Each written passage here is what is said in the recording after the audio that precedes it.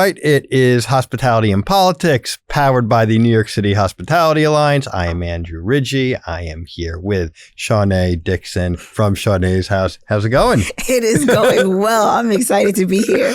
I am very excited for you to be here as well. I feel like we've been talking about it, and now it's like the reality.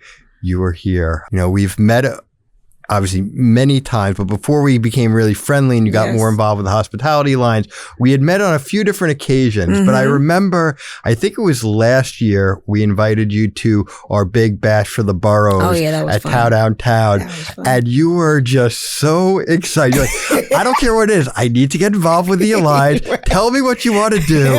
And you're like, my wife. And you're like, just have no choice. I need to be involved. And I'm like, okay, I promise. I promise. And I see why you said it and you meant it. And it's been so exciting to watch you and everything you have going on, which we'll talk about. But it's also great to have been able to build a friendship with you. Yeah. And now have you on the show and I get to learn. Right. And I'm dating back even further than that. So like, I don't know if you remember, I met you at City Hall. I do remember that. And you know, the star of the show wasn't Mayor Adams, no shade, I love you. It was you, because you came and you like casually just like flipped me your card like you were Batman, and then you like almost like disappeared and you were like, I'm gonna need you to get in touch with me. I'm like, okay, cool. And I just remember keeping that card with me very close. But like, you were also like the star of the show and you were there with the family and everything. So maybe I came in from the side. But it was like when you showed up, I felt like you emerged almost as a leader of the tribe. And I didn't have a tribe. So it was like you showed me that there was an actual tribe out there. This is like the mutual admiration society right here. Right? That's right. So I want to talk about the restaurant. So I was supposed to go, and then this group, I don't know what happened to them, but I promise sometime this summer, I'm going to be there and I'm so excited. But before we get into all the history and all the stuff we're going to talk about, how do you describe Shaw-naé's house? Shaw-naé's house is a home. It's a place where I believe people come so that they feel loved.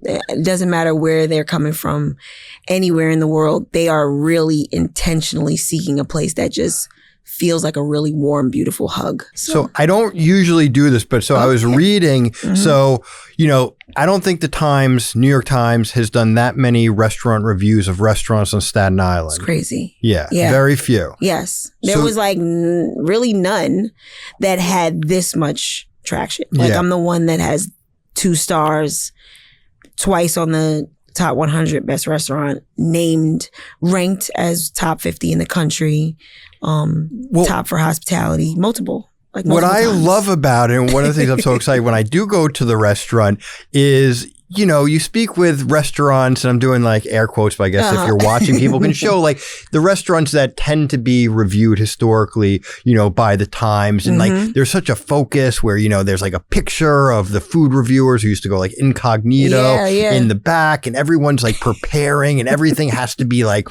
this perfect setup so they can get their stars in the New York Times. Yes. And it's such a methodical practice leading up to that big review that the restaurant hopes to get. But then I read the opening of Pete Wells' article of his review, and it's, "Do you trust me?" the chef asked.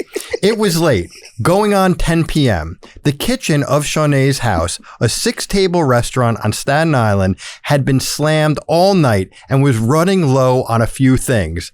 Actually, a lot of things, including almost everything I just tried to order. But then Shaw-naé Dixon, the owner and chef, entered the dining room with a proposal. She offered to put together a smorgasbord of odds and ends, full portions where she had them, little tastes where she didn't. She promised it would be enough to feed my 2 friends and me. She'd come up with a fair price later if I promised to trust her. Trust her? This was Shaw-naé's house. I was speaking with Shaw-naé herself. We were hungry. She had all the food. Who else was I going to trust? Thank you, Pete. I love you very much. That is hospitality. Right. That is unlike anything I've ever read in a Times review or any really restaurant review. And I think that speaks to the authenticity, the hospitality, and the realness of you and your team being you and your team and preparing an experience that people are going to connect to. Yeah. It's not going to be any regular meal. So while it's entertaining and we laugh and it's funny, and it's funny that because you read something like that, you're like, oh my goodness. Right. Like, what's going to be the rest of the review? Like, it's going to be tank. It's like, boom, the most amazing 2-star review that goes on and raves about everything. And I think, and I want to hear from you, like, how do you bring that to the restaurant, to the guest? Because it's unlike, again, it's any unlike other anything. review. Yeah, like I felt like creating this restaurant coming out of the pandemic, post-pandemic, of course. People were already hanging out in their house. That's where they felt safe. That's where they felt most comfortable. And so I also wanted people to have this really like elevated experience that was sort of wrapped in love, because we lost a lot of loved ones. We lost a lot of things going on in the pandemic. And so it needed to be a very intentional and intimate space. When I opened it up, you know, I'm sitting there looking at this blank canvas of a space that was actually very horrifying at the time when I first took it.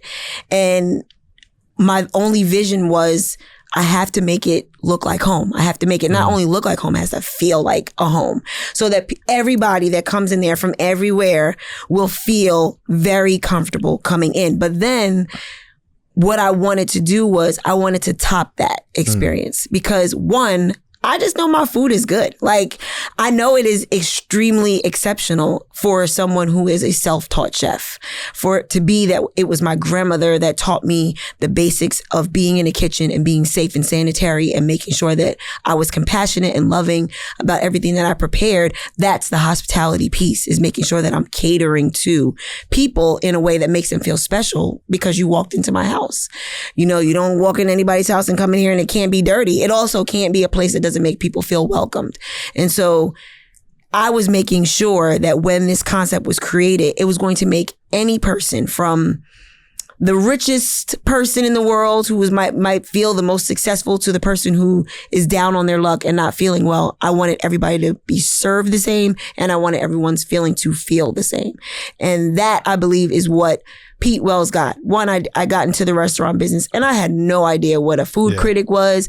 I didn't know anything about the whole bear experience. I didn't know any of that. I didn't have that. I don't have linen. You know what I'm saying? I have napkins and I have forks and, you know, plates, and they were all mismatched and, you know, like just like a house.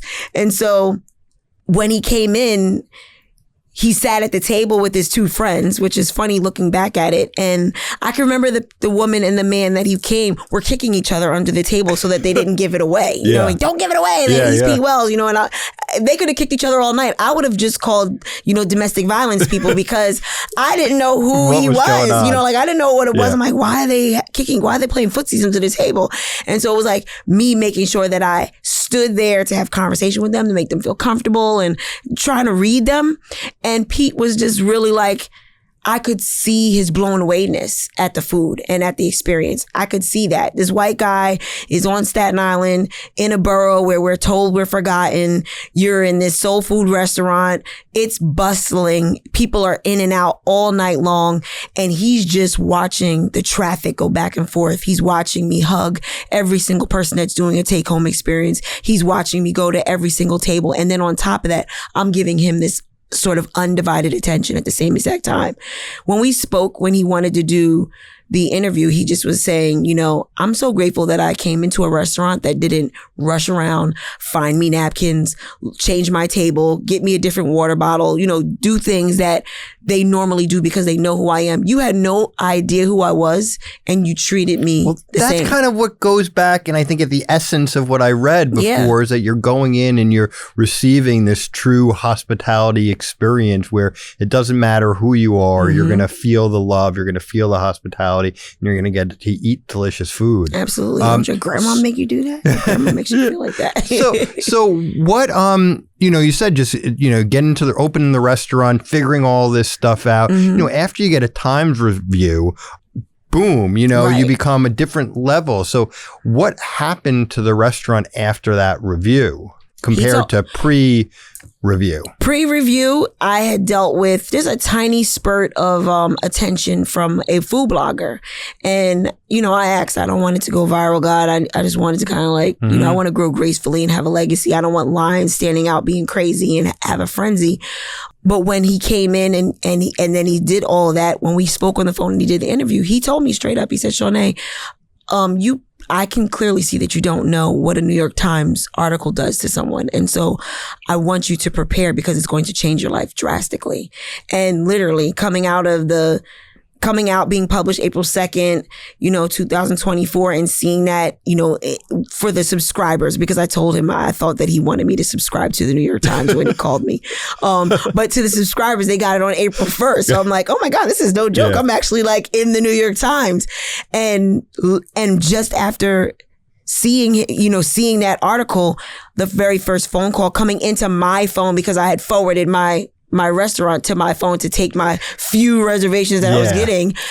It was Paris. And they were like, hey, we want to make a reservation. We'll be there in 2 months. We're going to come. It's intentional. We're coming to see you. And I'm like, why? And they're like, we just read about you in the New York Times. I'm like, okay. And then, France. And then it was that every single day. So who are the people? Where are they coming from? I mean, I can imagine you've had such interesting people through your doors. Yeah. You don't have to say the names unless you want to, but where are people from? Because that's kind of the energy and the excitement too. People are coming to Staten Island, to your restaurant, and who are they? Who are they? Everyone in the world, every continent, including Antarctica. Someone argued with me like, no, nobody lives in Antarctica. I'm like, well, a scientist came from there, dated a woman from New Zealand and brought her there on a date to the restaurant. But everyone from all around the world, Germany, one of our biggest international guests in the very beginning was London. They came and it was almost as if I was the cafe in their community. They came so regularly. Yeah. And the word spread and then became Germany. After Germany, then it became Korea. After Korea, then it became Australia, came regularly. And now it's like Netherlands, Sweden, Switzerland. Like these places are coming, and New Zealand, like to say them regularly, Singapore, Malaysia, Belize, every island, Guam, Philippines, like they're coming from all over the world every single weekend. So it's a small restaurant. 6 tables, 20 seats. You're on Staten Island. Yes. So you have people that are local and then people that are around the world trying to book one of those tables for months out. How do you manage someone from around the corner that's like, oh, I want to go have dinner, but I can't get in. Yeah. Right. Someone from Antarctica who dates someone from New Zealand is, got my reservation. We try to be nice and just say, please visit our partners at Resi. Book a reservation if you're able to, within a reasonable amount of time. I mean, I don't see 2 months, 3 months being a difficult time to wait, but right now we're seeing people that are coming in from a 2-month long wait. Somebody else came in last week and they had their reservations since February. So like we're kind of getting those people trickling in right now. And so that's the power of that, along with the other Bon Appetit videos and all those kind of things, that is causing the stretch of 7 billion people trying to get in all around the world. And the only way to manage it is through a third party program, some kind of program. Silly question. You don't take walk-ins because it's such small, or you do hold? I mean, it's like so few tables. So normally we don't take a walk-in. My nephew's son, Naquan, who is our restaurant manager. We call him Dr. Squeeze. Okay. And he's Dr. Squeeze because he will attempt to squeeze anyone in. What we do use is our living room. Very uniquely, someone who wants a different vantage point or a different experience, they do not want to be kicked out. So they'll be like, we clearly see there's no more tables, but where can we eat? And they're like all looking at the living room like, are we going to be able to eat over there? We have little folding tray tables. We bring them out just like your grandmother would if you were wanting to eat at her house and there was not enough seats.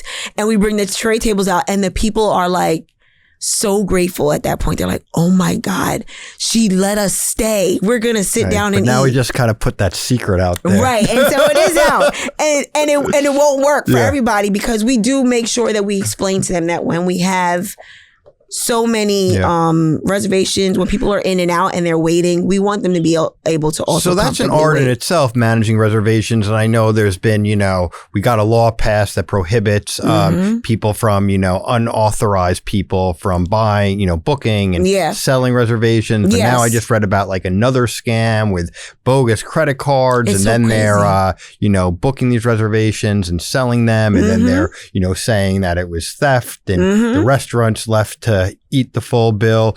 What, if anything, are you doing now to try and, eliminate or mitigate, no-shows? Because when you're 6 tables, that.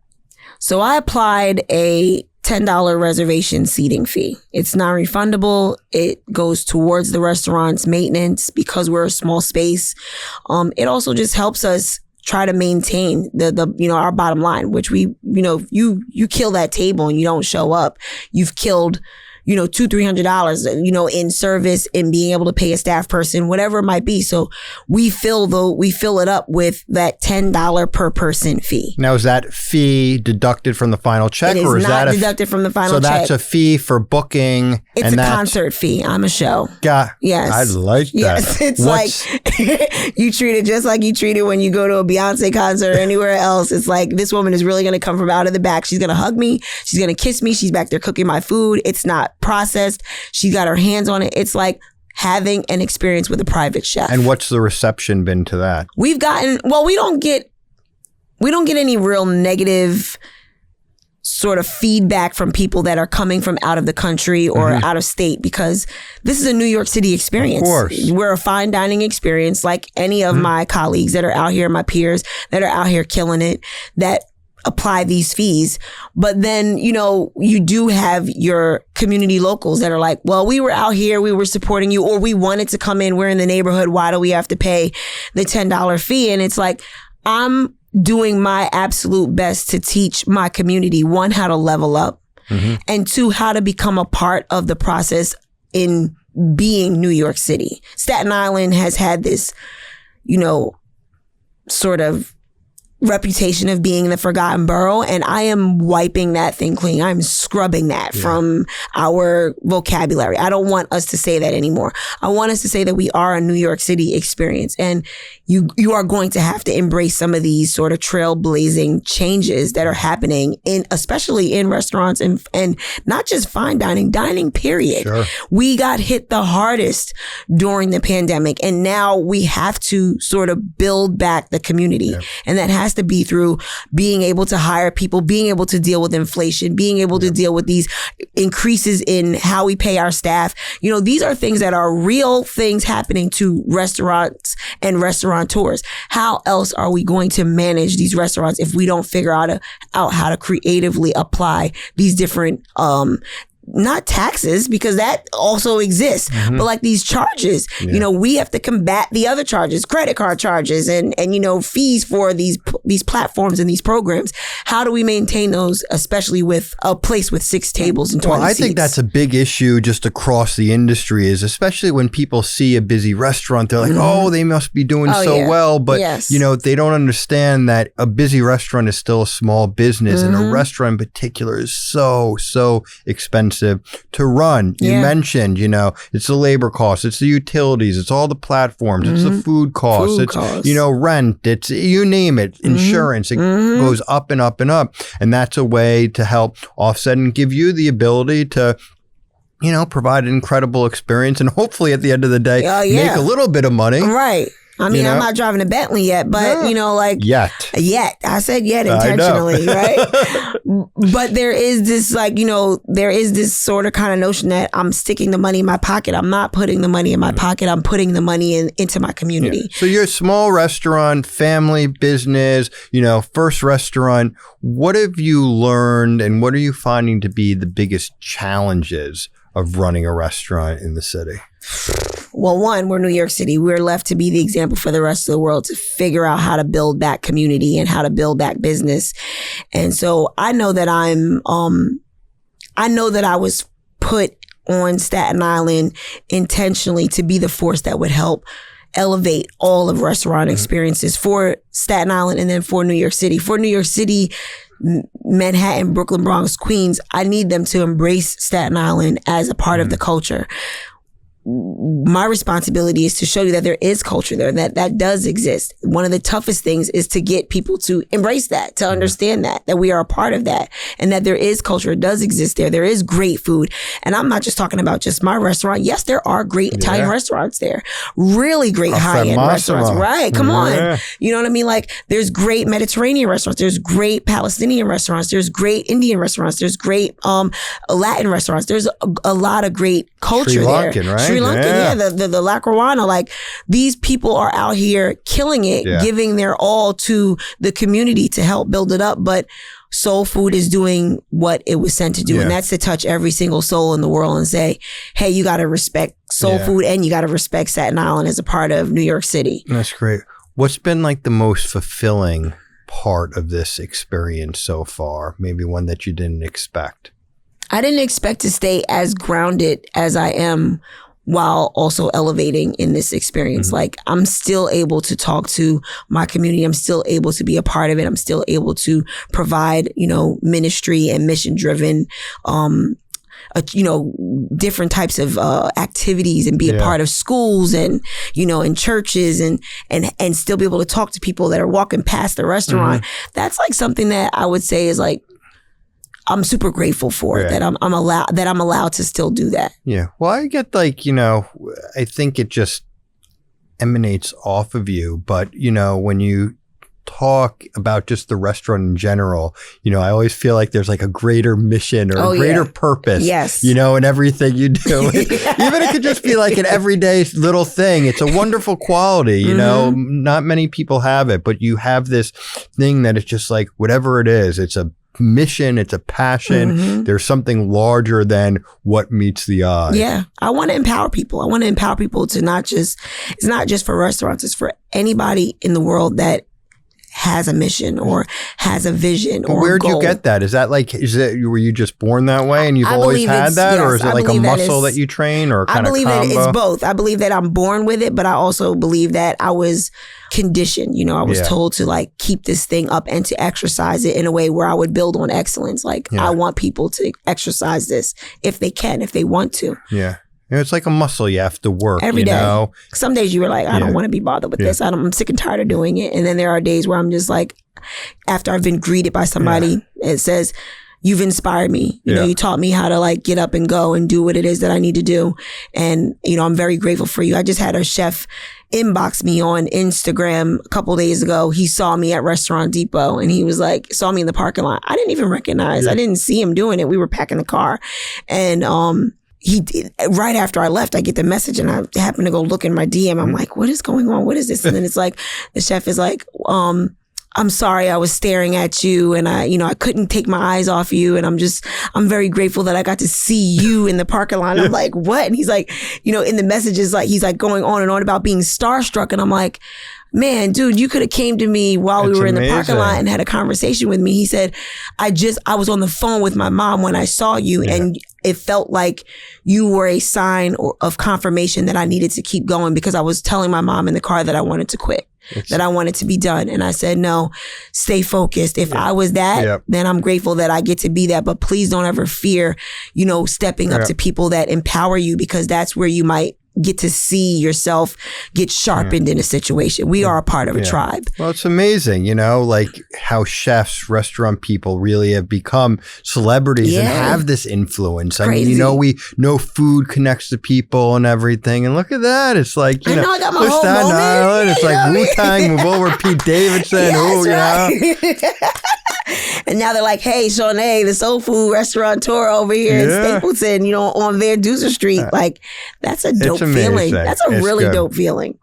I love it. That is really cool. That's great. So what about, do you ever get to go out to eat at other restaurants or are you always there? I won't say I'm always in the restaurant. I really do try to go other places and give people an opportunity. I don't want to work when I'm eating. And I know most, people who own restaurants or work in restaurants, they're working when they go into another restaurant. You see one thing, it's not necessarily considered like a mistake, but you would say like, oh, I wouldn't do that way. Or I would, it's about efficiency and making things better or how to be more hospitable. For me, it's always that. It's like, how long are you taking to speak to me? How long is it going to take for you to get my things? Are you going to, make sure that I'm good, that I feel comfortable? And that's really where I'm at. I don't really complain or anything about food or anything like that. But those are the things that you look at when you go into other restaurants. Absolutely. I'm looking at the warmth of it. I'm looking at how do they receive me, and then I think I kind of go above and beyond. If I make a reservation, they usually give you the opportunity to like put a note in the thing, and I'll like put the note in. I love you guys. I hope that you guys are prepared to receive us. And then when I get there, they're like sending me little notes like, thank you so much for the little note in the third party. I'm like, just wanting to build and make connections. What about when you're at your own restaurant? Like, are there key things that you look at when you walk in for the day that you're like, I got to check this, I got to check that?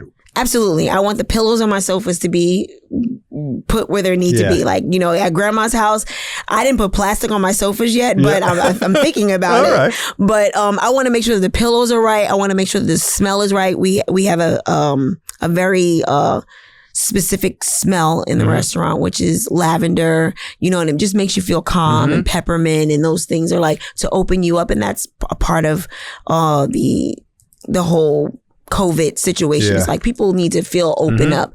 I look at that, and then I also look at the chairs. My nephew is really, really good. He is so intense about where chairs are at before people even get to sit down. He's like pushing chairs out to make sure that doesn't bump into. It's kind of the theatrics of all of it. You're setting a stage, you're setting your living room, and you're setting your home. He does. He sets it. He's like, I don't want this chair to bump into that chair. So he like starts changing the chairs. For me, during the experience at the restaurant, I just don't want to see things on the floor. I don't want things in the way so that people can have a very fluid conversation with people at the table. I personally don't want to see people on their phone, and that's something that we don't see. We don't see people. Really? Yeah, we don't really see people. People don't even really touch their phones. They're not even out most of the time when they're in the dining hall. So like, that's a beautiful thing. If I see that, then I'm not doing my job because you wouldn't be able to have your. I always refer back to my grandmother. So it's like, you wouldn't have your phone at the table with your grandmom. You wouldn't have your hat on. So like, that's kind of like how I look at it. So I don't ever really see phones at the table. And that's because people are really having these beautiful, compassionate, passionate, intense conversations while they also have this experience with the food where it tastes really good. Well, they all go together. They all play off each other. They're all like human experiences and sensations that we have, and these things that just happen when you're in an environment that nourishes your soul, nourishes your relationship, nourishes your body and your stomach. Yeah, look at somebody when they like go to put the fork in their mouth and then they start like dancing or their eyes are rolling back in their head. They're like, oh my God.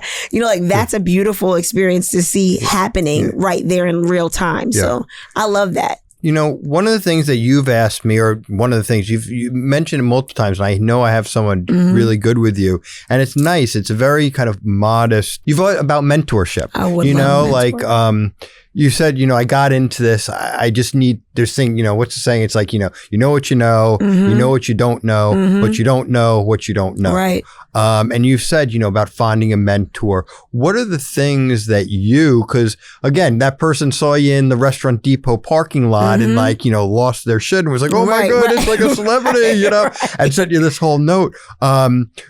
So obviously you have that effect on people, and they probably look at you like on this pedestal, wow, she's done everything. She knows everything. Yeah. But then you're standing there and you're like, you know what? I want a mentor. I have so much more to learn. What are the things that you feel that you want to learn, that you want to work on to make you a better chef, restaurateur, and just person within the hospitality industry? First and foremost, I want to learn how to really run a well-oiled machine business. Like I want the business to run so clean and seamless.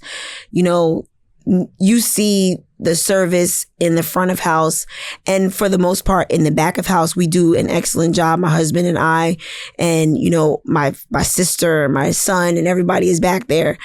But the business part of it is something that I really want to learn, crunching numbers, knowing, what my profit and loss is, really understanding and calculating that food cost and payroll. Those are things that eat away at me sometimes every day, that I don't have those numbers always at the tip of my tongue. And I feel like the best business person just knows where they are every single day financially. Yeah. And for me, because I've always put money to the back burner, it's never been my thing. It's always been about, compassion and access and treating people right and having a network. I know that the money is something that I need to know about, and just how to really like work with the right purveyors and vendors and people so that those things, I don't have those issues. We do a lot of stuff very grassroots. We're buying the food every single day. We're spending that kind of time, that's an investment for us and it takes a toll on us. And so I would love a mentor just for really that, people reach out to me all the time. They want me to be a mentor. I've tossed in Press as a restaurant in, upstate, and they ask me all the time. Bree always asks me, can you please help me? I want to be a better restaurant. And I think that really she sees the glamour of being on news stations and coming to great podcasts and being interviewed and being in the newspaper and being recognized by the New York Times multiple times. Those are the beautified parts of the business. You know what I mean? That are like not doing inventory. Right. Yeah, but you have no idea. Dishwasher breaks down in the middle of service, and you're like those things are crazy. Yeah. I lost my dishwasher to death. You know what I mean? Like, to not have someone come in the next day because you lose them in their physical presence is heartbreaking. I'm so sorry. Yeah. And to like then figure out how to replace that person, that's a different type of experience where you don't even want to fill the space at that point because you have a natural relationship with that person. Yeah. But you got to think business. Now you're like, no, the dishwasher is the heart and soul of your business because that person has to be replaced. Now it's like, I don't want to feel that way, but that's a reality in the business. And so how does a really big restaurateur that owns multiple experiences, multiple restaurants, how would they manage that? How would they deal with that? Well, I'm like a broken record because I always say these days, it's not good enough to just be a great chef or a,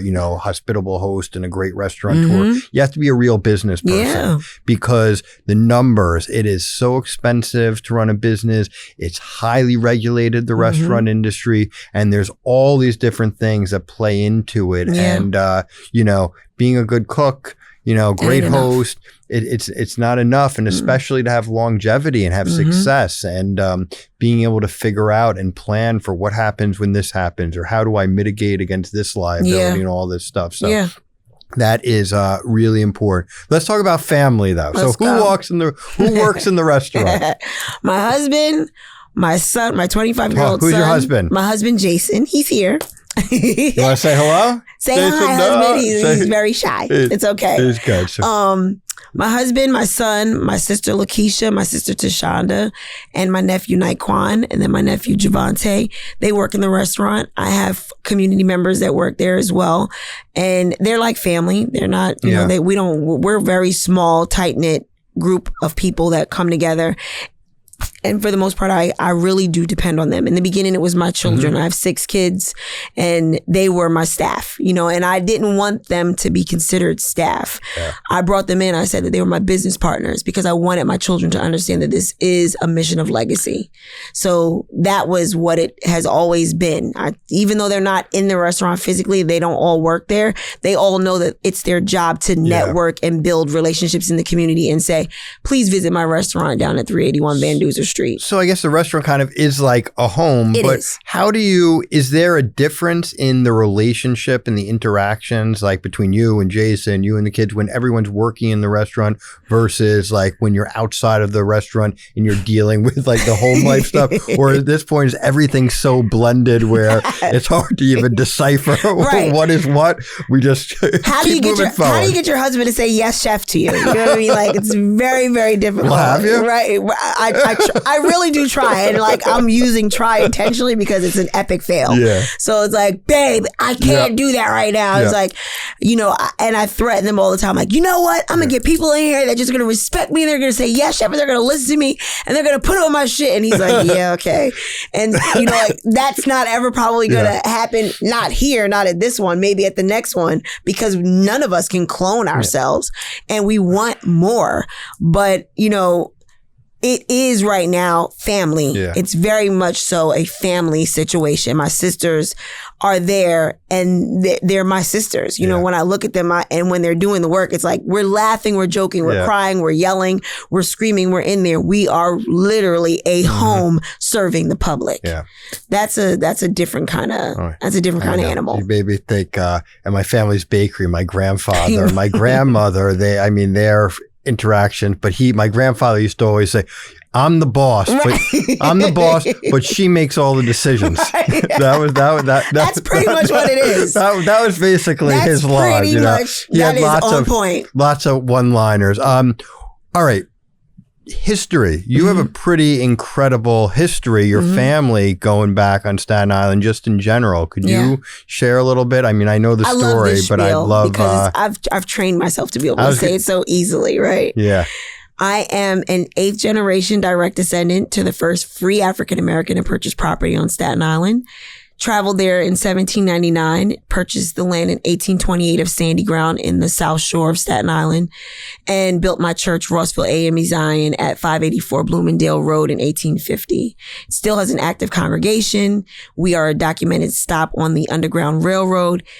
My ancestor, Captain John Jackson Henry, brought Harriet Tubman in multiple times with a group of the enslaved from the South and then helped to free them in that Sandy Ground community. And we were the first to open up oyster bars, nightclubs, restaurants, and land transportation on Staten Island, and then inspired the ferry in between Staten Island and New York City by traveling back and forth to Staten Island and New Jersey.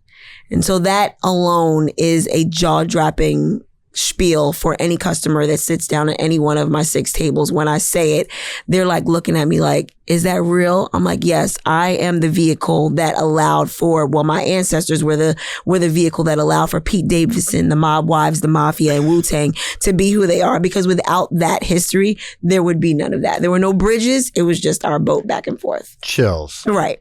Chills.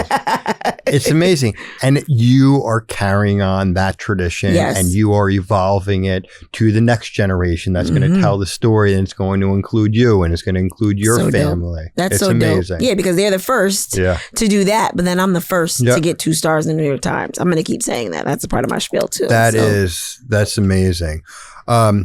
What's next? Like, what do you want to do next? Have you even thought about it? You're just trying to figure out what's going on. I don't even get a chance to think about it, because now things in motion tend to stay in motion. Right. You know? So they're in motion, and the New York Times, Bon Appetit. I just did 3 episodes with them. I got to represent the United States for a 10-chef sort of show where 10 chefs from 10 different countries came and worked with 3 different ingredients, and they gave it their sort of take on it. And so that is coming out soon. I have great relationships with the New York Times and with Bon Appetit. So I'm getting a lot of traction in other areas. There's movies, there's television, there's books coming. There's all kinds of things that are coming. And those experiences are allowing me to sort of spread my wings and think about what's next in terms of the restaurant.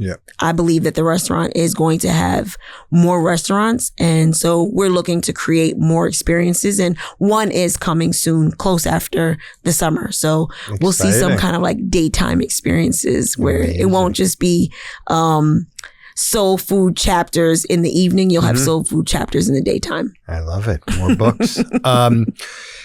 What about, oh my God, there's like a million different things. Obviously, you're on the board of the Hospitality Alliance. You mentioned City. Thank you very much.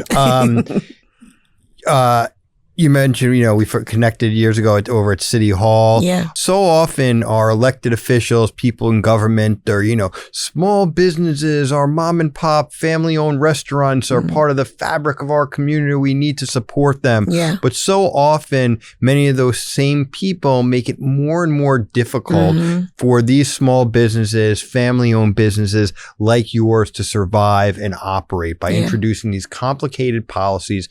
Maybe they're well-intended, but they don't always recognize how much you're already juggling. And when you throw that extra policy in the air, it's like you just can't keep them all up. Right. What would your message be, or what is your message, I should say, to government officials, like how can they better support you, but also like the next Shaw-naé and someone that wants to open up a restaurant and not just get so like burnt up and beat up by the bureaucracy of, getting the right permit or the right license or making it too expensive? I would say like the term you used was that it helps for us to survive. I would say help us get out of survival mode and get us to thrive. If we thrive in a community, we're not just thriving in the community for ourselves, we're thriving in the community for the community to be empowered and learn some things. Policies are necessary. Protocols, procedures, rules, regulations, all these things are necessary to keep government intact and for communities to be able to understand how to operate within those government policies. But how you implement those policies is important. So it's go into those communities where you want to see them thrive. Show up. Give us an opportunity to speak up about what are the things that are causing strains where we can't thrive and why we're staying in a survival mode. Why are we running around picking up, odd ends and not having enough to really pour in or reinvest in our businesses? Tell us what it is that we need to do, and then mean what you say when you apply these different rules. If you're going to apply, a surcharge fee, if you're going to apply rules about these surcharge fees or these new taxes, then also provide a grant. You know what I'm saying? Provide the grant that's attainable. Don't provide the grant that we can't attain. Yes. Provide the grants that we can get to and that help us get past some of those things. Because I get offered a lot of times with these, economic, corporation development organizations all on Staten Island. They'll say, hey, apply for this grant, and you'll apply for the grant and then you don't get the grant. It becomes discouraging when we don't get the grant. Why did you tell me to apply for it for me to not get to it? Why did you tell me to join these programs or join into these organizations and then there's no benefit? I can't benefit by just saying the name. I need to benefit by the resources that help me thrive in my business. And so I need our political leaders to show up in our communities and provide the programs and provide the resources and provide the capital so that the businesses can thrive, not just survive. Beautiful. If you say that that there's something coming down the pike from Albany, then allow it to show up in Staten Island, allow it to show up in Manhattan, allow it to show up in Brooklyn, allow it to show up in the Bronx in real time. Let me see what that looks like. If you have I remember when I first opened my restaurant, there was this so-called phantom $10 million running around all in the Stapleton community. And they were like, yeah, this is really going to help the community. And I was like, okay, well, what does that mean? What does that $10 million mean to me? I never saw a dime of that $10 million, not in beautification in front of my restaurant because I wasn't a part of the corridor, not because I wasn't a part of the bids, because I was not in alignment for any of this, but you sold the business on this $10 million coming into my community, but it never got poured into my business directly. And so it never reached me. And so when they were telling it to me, it was like, Shaw-naé, vote for this person or reach out to this person or seek these resources. And I'm like, okay, cool. Keep your business in this neighborhood.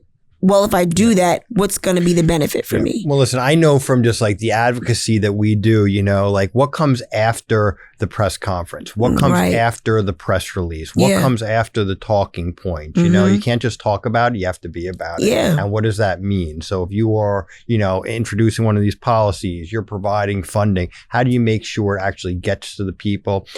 While things can be technically, accessible, if they're not practically accessible for people, then it's almost going to just give them even a worse taste in their mouth because they're going to be like, oh, I tried to do this. I tried to do that. And they were all supposed to benefit me, but they didn't. But they didn't work. Yeah. All right. So let's talk real quick about food at the restaurant. What are your favorite one or two items from your restaurant? Like, I love the jerk chicken. Okay. And my jerk chicken rice. And I could probably eat macaroni and cheese all day. I could probably like do a that little too. tiny mouse. I can just eat 2 noodles. My daughter and just, could do that too. I could tear it up. Yeah. I think that's where most of my calories goes towards. So one of those times when you get out and you go to other restaurants, so if you're eating a different type of cuisine, you have like a go-to or something that you... My go-to is a bagel store. Ooh. I love a great bagel. I love a delicious BLT, turkey bacon, on a croissant. I'm trying to be fancy. Oh, this is like, I got almost nervous when you started talking about bagels. It's like one of like the mayoral things, or how do you eat your bacon, egg, and cheese, or what kind of bagel? We'll do it. What kind of bagel? A cinnamon raisin bagel. Okay. Is my favorite. Lightly toasted, not burnt. Okay. I need it to What do you put on it? Butter. Okay. I'm a New Yorker. That's good. Butter, it's like butter roll in a coffee. Yeah. I ate that for a very long time until they stopped bringing my freaking sweet roll in there. Oh. So I went to the cinnamon raisin bagel. But a bagel and coffee is delicious for me. I like to keep it very simple. If it was bread and water, that would be my bread and dirty water. All right. That's good. I'm interested in finding out soon enough, you don't have to say it here, what your next project is. You have a project. Yes. Speaking of projects, tell me about what's going on. Dun-dun. Tell the world about what's going on. The world needs to know. Yes, the world needs to know that gathering is my gift. And I want everyone to come out and gather at the New York City Soul Food Festival. It is legendary. It was ranked number 12 on the top 100 in the USA Today in 2024, which was an extremely powerful accolade because I didn't even know it was there. It was in my email and I didn't know that I even got it. And we are partnered with Snug Harbor Botanical Gardens, which I believe is going to be a place for Shaw-naé's house. I believe that we are going to really be able to grow some things in that space and elevate the culinary industry. So what is it? So tell me, it's an event, a one-day event, It's a one-day event. We started out with 2, and we wanted to do the 2-day event. We just, because of timing and funding, we didn't get as much as we wanted, but that doesn't mean that we quit. So we keep going and we push for this one-day event to be spectacular. Okay. Last year it was spectacular. 4,000 people showed up from all around the world, with a 2-month, preparation, and we had 50 vendors come from around the country that came in and really showed their behinds and did excellent. Everyone sold out and had a really great time. At the end, of course, Shaw-naé is always over the top. I had this really great fire finale with this woman spitting fire 20 feet. And we had some really great partnerships with Power 105, a DJ Sus One. He came out. Kofi Black came out and sang. We had LAM, Lois Augusta Mosley. That's my grandmother. The choir from Rossville Amy Zion came out and sang. Jumani Williams, Commissioner for Cultural Affairs, Lori Cumbo came out and spoke. And that was really great to see because the community really tied together and came together. Vendors? The vendors. Chef Izzy, he sits on Victory and Manor Road on Staten Island. He has a food truck out there that does phenomenal with everything oxtail. Wow. And then he also has, some other great chicken dishes that he serves out there. We had Blizzy Bakery. She came out. I believe she's in Brooklyn. I don't want to be misquoted, but she came out there and she has this really great fire energy. Shay came out with Junie candles, and she actually created a Junie candle sugar daddy wing for me. And so the fragrance is beautiful in cinnamon and sweetness, vanilla. We had them come out. The other vendors, lemonade vendors, Shaw-naé's house was out there. My husband was out there killing it with the jerk chicken. We had, who were some of the other ones, babe? That we had a lot of informational desks. We had a lot of food. Reds. Oh, that was one of them. Red's Lobster House came out. He's on Staten Island. He was thinking about relocating to Compton, California, and then he came back to New York City. And so we want to really empower him to stay because he was really successful. Had full on lobster. So one day festival. Lots of incredible food, music, speakers, people coming, just showing love, having so fun. 100 seat musical chairs activity. That was really fun too. And when is it? It's August 31st, 2025 from 12 to 6, 1000 Richmond Terrace, Snug Harbor Botanical Gardens. And what's the name of the event? New York City Soul Food Festival. And why should everybody go? Because you want to gather in love. It's a labor of love on Labor Day weekend. I'll be there. Yes. You're awesome. I love you. You too. Back at you. Thank you for coming on Hospitality and Politics. I didn't even feel like it was any politics. I feel like it was more about just the love of the business. There was a little, Yeah, you added a little. We you did throw that. it a little you bit. You kept that in the title. Yeah, exactly. Next time you can come back and we can talk more politics and everything. But I am always so fascinated by just the intersection of our industry and politics because so many of the challenges and the day-to-day things you have to do and run your business are related to the politics of government and that bureaucracy you deal with. So, sometimes a little more food, sometimes a little bit more family, sometimes a little bit more politics. It's a necessary component of the business because we didn't know. And all the fun things to sit down at a restaurant table and talk about, right? Right. Anyway, Jason, thanks for coming in. Thank you, babe. Thank you for being here. Love you back. Yes. So excited to see all the exciting things that are happening and are going to happen. I will be there. Hospitality and Politics. I'm Andrew Ridgey, and we will see you next time.